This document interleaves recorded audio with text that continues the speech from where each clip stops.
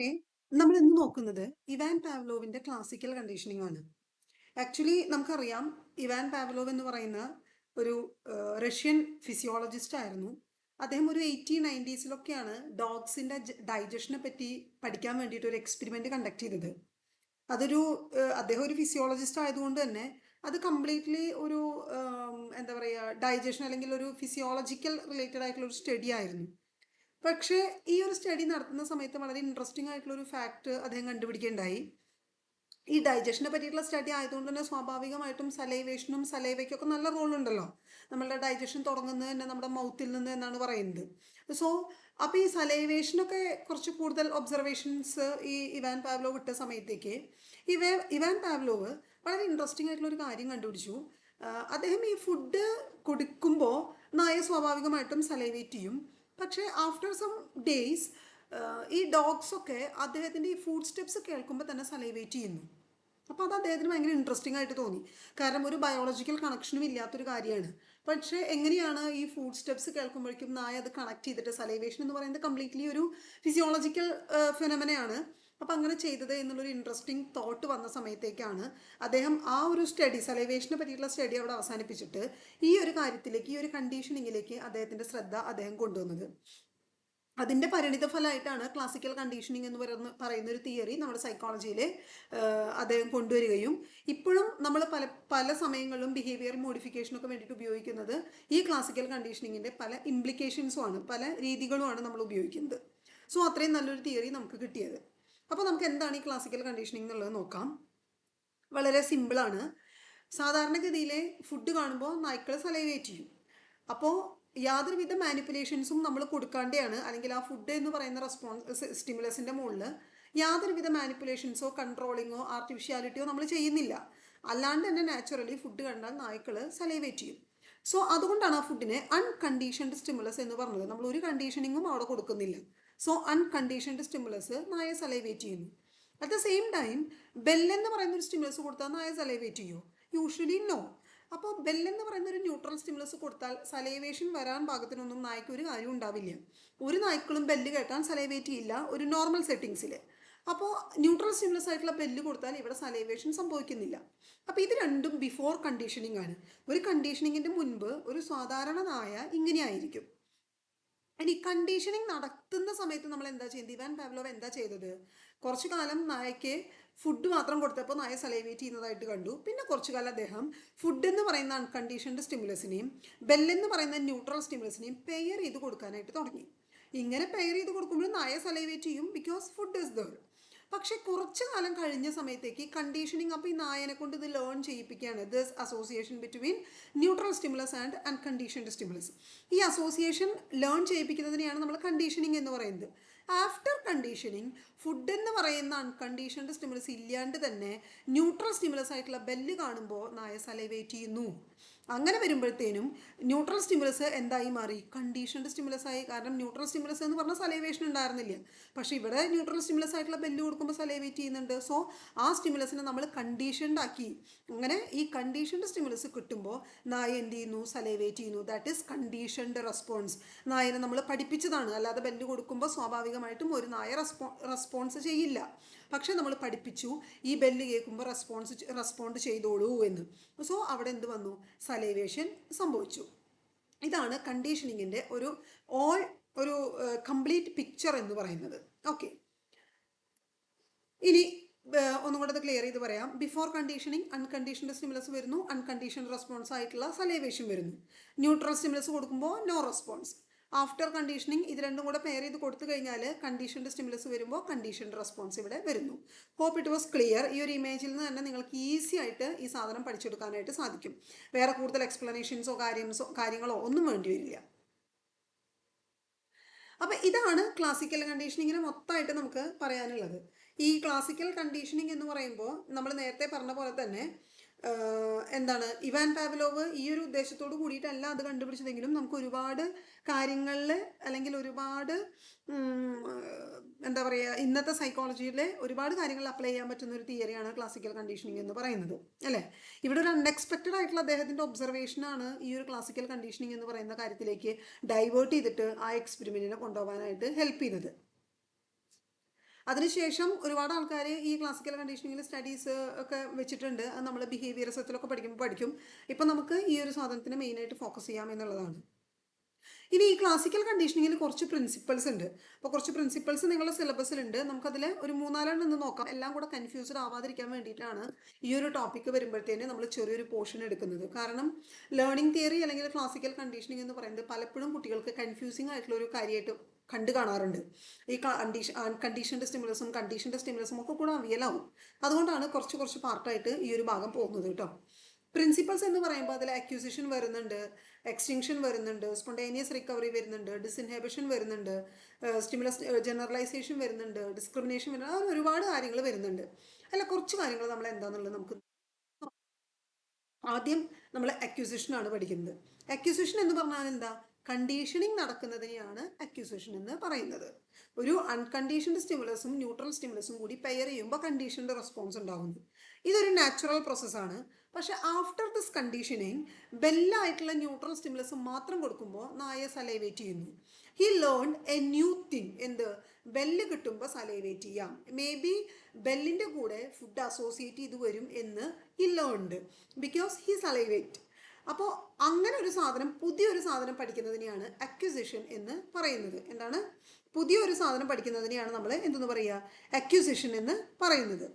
ഒരു initial stage of learning ആണ്. Classical കണ്ടീഷനിങ്ങിൽ മാത്രമല്ല, നമ്മൾ എന്ത് കാര്യം പഠിക്കുകയാണെങ്കിലും ലേണിങ്ങിൻ്റെ ഒരു ഇനീഷ്യൽ സ്റ്റേജ് ആയിട്ട് നമുക്ക് അക്വിസിഷൻ ഉണ്ടാവും എന്നുള്ളതാണ്.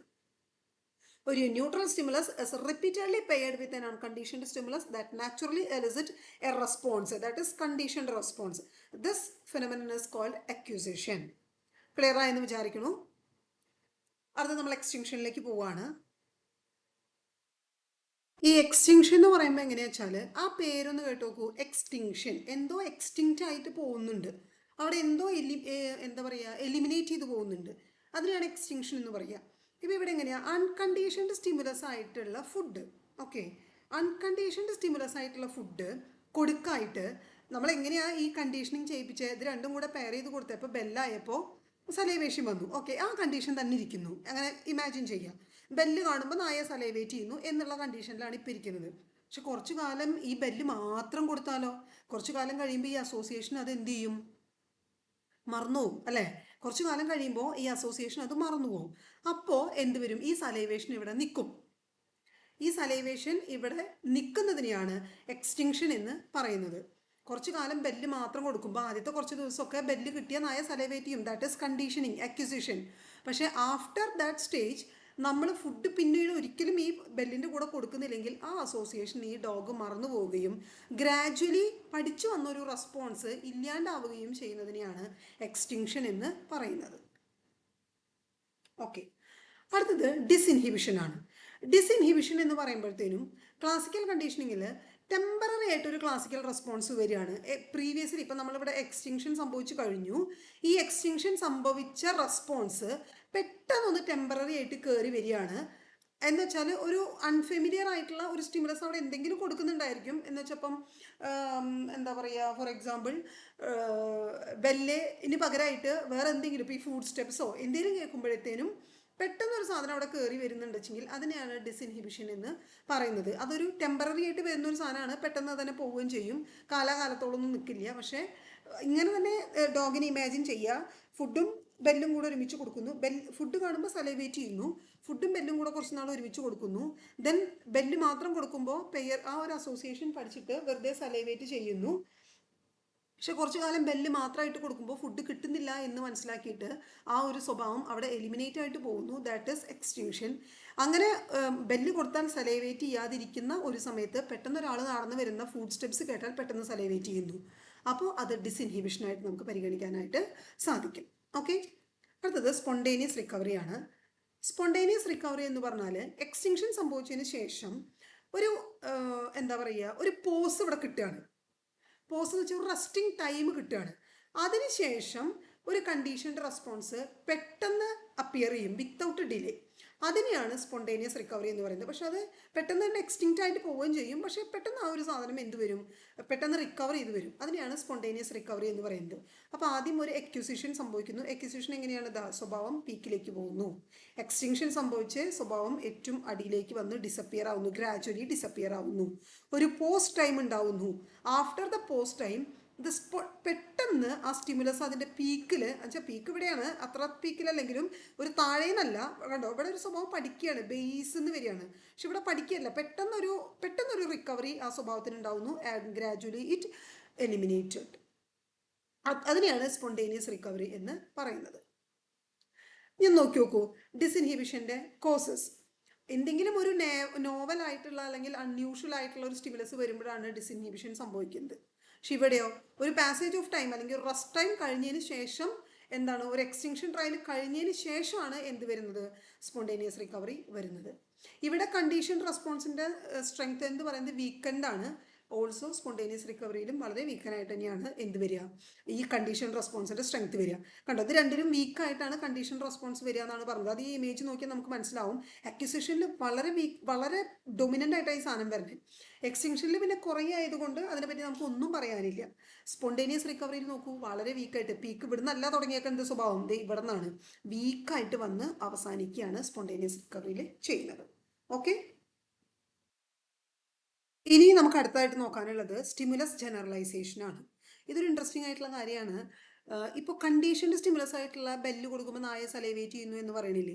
ഇനി ഈ ബെല്ലിൻ്റെ സിമിലർ സൗണ്ടുള്ള ഏതെങ്കിലും ഒരു സൗണ്ട് കേൾക്കുമ്പോൾ, ബെല്ലിന് പകരം ഫോണിലെ ബെല്ല് കേൾക്കുമ്പോൾ അല്ലെങ്കിൽ വേറെ എന്തെങ്കിലും ബെല്ല് സൗണ്ടുകൾ കേൾക്കുമ്പോൾ നായ സലൈവേറ്റ് അത് തെറ്റിദ്ധരിക്കുകയാണ്. ഈ ബെല്ലിൻ്റെ സൗണ്ടിനായിട്ട് അത് തെറ്റിദ്ധരിച്ചു പോവുകയാണ്. അതിനെയാണ് സ്റ്റിമുലസ് ജനറലൈസേഷൻ എന്ന് പറയുന്നത്. അപ്പോൾ ബെല്ലല്ലാണ്ട് വേറെ എന്ത് സൗണ്ട് കേട്ടാലും, വേറെ എന്തെന്ന് വെച്ചാൽ മറ്റുള്ള സൗണ്ടുകളല്ല, പക്ഷേ ഈ ബെല്ലിനോട് സാമ്യമുള്ള എന്തെങ്കിലും സൗണ്ട് കേട്ടാലും നായ സലൈവേറ്റ് ചെയ്യുന്നതിനെയാണ് സ്റ്റിമുലസ് ജനറലൈസേഷൻ എന്ന് പറയുന്നത്. ഓക്കെ, സ്റ്റിമുലസ് ഡിസ്ക്രിമിനേഷൻ എന്താണ്? ബെല്ലിനോട് മാത്രമേ സലൈവേറ്റ് ചെയ്യുള്ളൂ, എക്സാക്റ്റ് കണ്ടീഷൻഡ് സ്റ്റിമുലസിനോട് മാത്രമേ റെസ്പോണ്ട് ചെയ്യുള്ളൂ. ബെല്ലിനോട് പോലെയുള്ള ഏത് സ്റ്റിമുലസ് കേട്ടാലും നായ സലൈവേറ്റ് ചെയ്യില്ല. അതാണ് സ്റ്റിമുലസ് ഡിസ്ക്രിമിനേഷൻ എന്നുള്ളതുകൊണ്ട് ഉദ്ദേശിക്കുന്നത്. എന്നുവെച്ചാൽ ദിസ് ഇസ് ദ എബിലിറ്റി, ഒരു കപ്പാസിറ്റിയാണ് ഡോഗ്സിൻ്റെ to differentiate between the conditioned stimulus and other similar stimuluses. Okay, it is the opposite of generalization, അല്ലേ? Stimulus discrimination is the opposite of stimulus generalization, where the learned response is only triggered by the specific condition stimulus. Okay, ഒരു example എന്താണെന്ന് വെച്ചാൽ, ഇപ്പോൾ ഇത് തന്നെ ഈ ബെല്ലിൻ്റെ സൗണ്ടിന് പകരം ഇപ്പോൾ നമ്മൾ എന്തെങ്കിലും ഒരു ലൈക്ക് എന്താ പറയുക, ഒരു രണ്ട് ഡിഷുകൾ തമ്മിൽ കൂട്ടിമുട്ടിക്കുന്ന സൗണ്ട് കേട്ടാൽ നായ സലൈവേറ്റ് ചെയ്യില്ല. Because it can discriminate between the original conditioned stimulus and the sound of dishes. അതാണ് സ്റ്റിമുലസ് ഡിസ്ക്രിമിനേഷനിൽ വരുന്നത്. സ്റ്റിമുലസ് ജനറലൈസേഷൻ എന്ന് പറഞ്ഞാൽ നമ്മൾ ഈ നേരത്തെ പറഞ്ഞ പോലെ tendency to response the similar to the original conditioned stimuluses. Conditioned സ്റ്റിമുലസിനോട് ഒറിജിനൽ കണ്ടീഷൻഡ് സ്റ്റിമുലസിനോട് സിമിലർ ആയിട്ടുള്ള എല്ലാ റെസ്പോൺസിനോടും റെസ്പോണ്ട് ചെയ്യുന്നതിനെയാണ് സ്റ്റിമുലസ് ജനറലൈസേഷൻ എന്ന് പറയുന്നത്. Okay, for example, the dog salivated to the sound of a specific bell. It may also salivate to a similar sounding bells.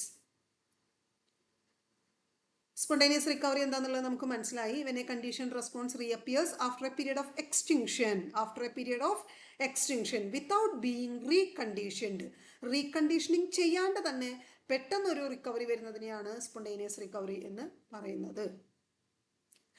പിന്നെ നമുക്ക് അതിലൊന്നും നോക്കാനില്ല. ഡിസ്ഇൻഹിബിഷൻ എന്ന് പറഞ്ഞിട്ടുണ്ടെന്ന് വെച്ചെങ്കിൽ ക്ലാസിക്കൽ കണ്ടീഷനിങ്ങിൻ്റെ ഇടയിൽ തന്നെ ഇറ്റ്സ് എ ടെമ്പററി റീഅപ്പിയറൻസ് ആണ്. It's of A conditioned response, that is D inhibition. Acquisition എന്ന് പറഞ്ഞിട്ടുണ്ടെങ്കിൽ എന്താണ്, ഒരു ഇനീഷ്യൽ സ്റ്റേജ് ആണ്. ദിസ് ഇസ് എൻ ഇനീഷ്യൽ, ഇത് ക്ലാസിക്കൽ കണ്ടീഷനിങ്ങിൻ്റെ മാത്രമല്ല കേട്ടോ, ഏതിൻ്റെയും ഇനീഷ്യൽ സ്റ്റേജ് ആണ് അക്വിസിഷൻ എന്ന് പറയുന്നത്. ഇവിടെ ഒരു ന്യൂ റെസ്പോൺസസ് എസ്റ്റാബ്ലിഷ്ഡ്, അല്ലേ, ന്യൂ ബിഹേവിയറസ് എസ്റ്റാബ്ലിഷ്ഡ്, പുതിയൊരു സ്വഭാവം അവിടെ എസ്റ്റാബ്ലിഷ് ചെയ്തു. എക്സ്റ്റിങ്ഷൻ എന്ന് പറയുമ്പോഴത്തേന് ഒരു വീക്കണിങ് ഓർ ഒരു gradual disappearance of A conditioned response. എപ്പോഴാണ് ആ ഒരു ഗ്രാജുവൽ ഡിസപ്പിയറൻസ് സംഭവിക്കുന്നത്? Conditioned stimuluses represented repeatedly without the unconditioned stimulus. Conditioned stimulus is presented repeatedly without unconditioned stimulus. അപ്പോൾ എന്ത് സംഭവിക്കും? കണ്ടീഷൻഡ് റെസ്പോൺസിന്റെ ഒരു ഗ്രാജുവൽ ഡിക്ലൈൻ സംഭവിക്കും. That is extinction. Okay, hope it was clear. ഇത്രയാണ് നമുക്ക് കണ്ടീഷനിങ്ങിനെ പറ്റിയിട്ട് പറയാനുള്ളത്. ഇതൊരു ഭയങ്കര വാസ്റ്റ് ആയിട്ടുള്ള ഏരിയ ആണ്. വളരെ ക്ലിയർ ആയിട്ടുള്ള നോട്ട്സ് നമ്മൾ ഷെയർ ചെയ്യും. ഇത് കൺസെപ്റ്റ് മനസ്സിലാവാൻ വേണ്ടി മാത്രമാണ് നിങ്ങൾ ഈ വീഡിയോ ക്ലാസ്സിലൂടെ കടത്തിപ്പോയത്. ഓക്കെ, ഈ കൺസെപ്റ്റ് മനസ്സിലാക്കി കഴിഞ്ഞാൽ നമ്മൾ തരുന്ന നോട്ടും കൂടെ വെച്ചിട്ട് നിങ്ങൾക്ക് ക്ലിയർ ആയിട്ട് ഇത് എഴുതാനായിട്ട് സാധിക്കും. ഇനി ഇതിൻ്റെ 2-3 പ്രിൻസിപ്പിൾസും കൂടി ഉണ്ട്. നമ്മളത് എടുക്കാത്ത എന്തുകൊണ്ടാന്ന് വെച്ചാൽ ഇതൊരു കൺഫ്യൂസിങ് ആയിട്ടുള്ള ടോപ്പിക്കാണ് അങ്ങോട്ടും ഇങ്ങോട്ടൊക്കെ. അപ്പോൾ കൂടുതൽ കൺഫ്യൂഷൻ ഉണ്ടാവരുത് എന്ന് കരുതിയിട്ടാണ് ഈ ഒരു ടോപ്പിക് എടുത്തിട്ട് നിർത്തുന്നത് കേട്ടോ. ഓക്കെ, എന്തെങ്കിലും ഡൗട്ട്സ് കൺഫ്യൂഷൻസ് ഉണ്ടെങ്കിൽ നിങ്ങൾക്ക് ചോദിക്കാം.